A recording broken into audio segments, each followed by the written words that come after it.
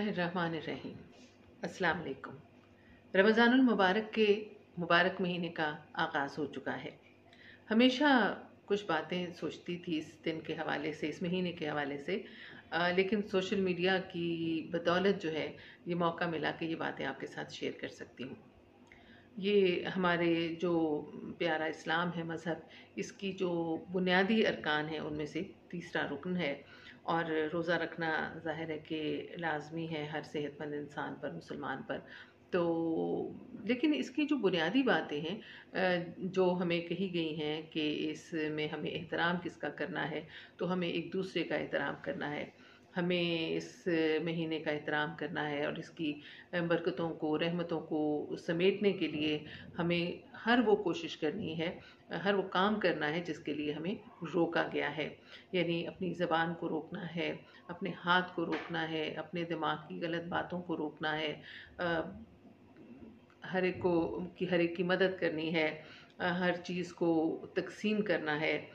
लेकिन ये चीज़ें मुझे नापैद नज़र आती हैं हमेशा इस मुबारक महीने में। इस महीने में सबसे ज़्यादा लोग लड़ते हैं, इस महीने में सबसे ज़्यादा दिल सख्त हो जाते हैं, इस महीने में ज़बान सबसे ज़्यादा गंदी इस्तेमाल होती है। आप सड़क पर चले जाएँ तो जो लेन्स हैं, आपको पता ही नहीं चलता कि किस लेन में कौन सी गाड़ी जा रही है, और हर शख्स जो है वो दूसरे से आगे बढ़ने की कोशिश करता है।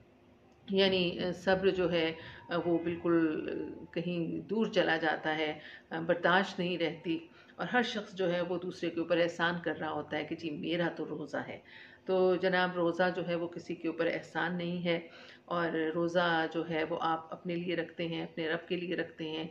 तो इसकी जो बारीकियां हैं, इसकी जो खूबसूरतियां हैं, उनको ज़रूर समेटने की कोशिश करें।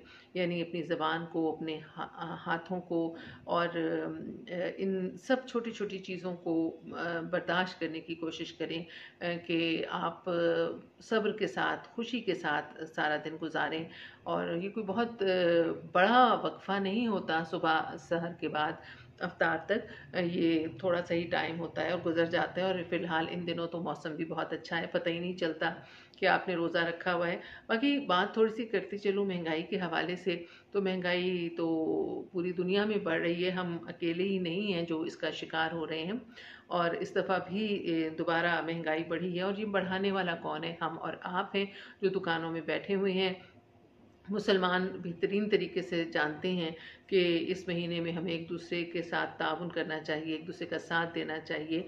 और ऐसे लोग जो कि जिनके मसले मसाइल हैं, खा पी नहीं सकते, जिन अपनी ज़रूरतें नहीं पूरी कर सकते, आप उनकी जितनी भी मदद कर सकें आपको करनी चाहिए। पहली रमज़ान को ज़कात कटती है, और इसी वजह से कि हम वो हमारे वो लोग, वो दोस्त, वो साथी, वो अज़ीज़ प्यारे जो कि अपनी ज़रूरतों को पूरा नहीं कर सकते, अपनी ज़रूरतों को पूरा कर सकें। बात महंगाई के हवाले से चली, तो हमने अपने ऊपर ख़ुद बोझ डाला हुआ है। सबसे बढ़कर तो हम मुसलमान ही, जैसे ही महीना आने लगता है अपनी दुकानों पे महंगाई कर देते हैं, अच्छी चीज़ों को पीछे रख लेते हैं, ज़ख़ीरा कर देते हैं, और जो चीज़ें फेंकने वाली होती हैं या अच्छी नहीं होती उनको हम सामने लाकर बेचने के लिए रख देते हैं। तो हम इस महीने को बहुत एहतियात से, बहुत अच्छे तरीके से महंगाई से बच सकते हैं।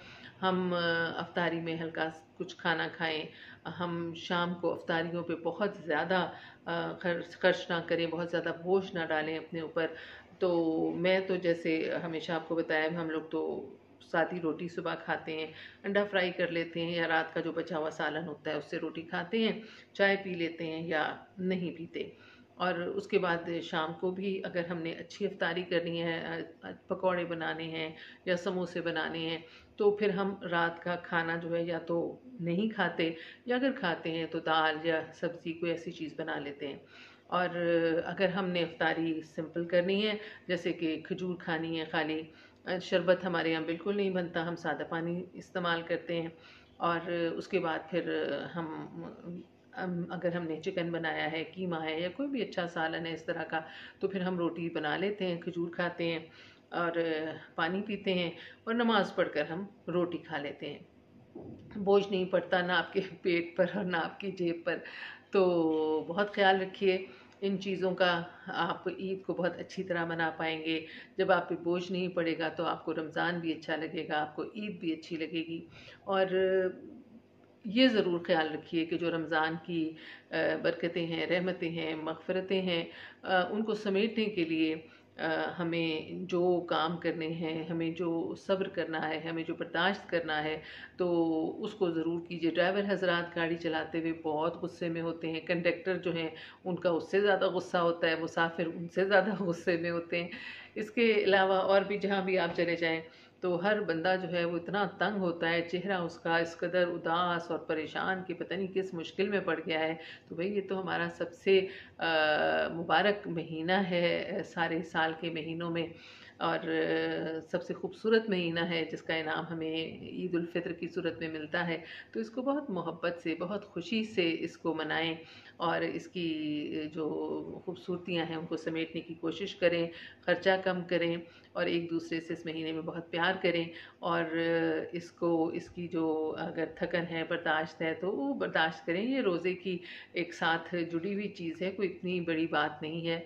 तो और जो बीमार हैं उनको इनके लिए भी कहूँगी, अक्सर हम सुनते हैं कि जी शुगर के मरीज़ जो हैं उनको रोज़ा नहीं रखना चाहिए, तो ऐसी कोई बात नहीं है। हाँ, मैं ख़ुद शुगर की पेशेंट हूँ, लेकिन मैंने देखा कि कोई भी तकलीफ़ नहीं होती अल्हम्दुलिल्लाह। आप मुनासिब सा खाकर अच्छा रोज़ा रख सकते हैं और उसके बाद लेटने की बिल्कुल ज़रूरत नहीं है। जो रूटीन के आपके काम हैं रोज़मर्रा के, उनको उसी तरह करें जैसे कि आप हमेशा से करते रहे हैं।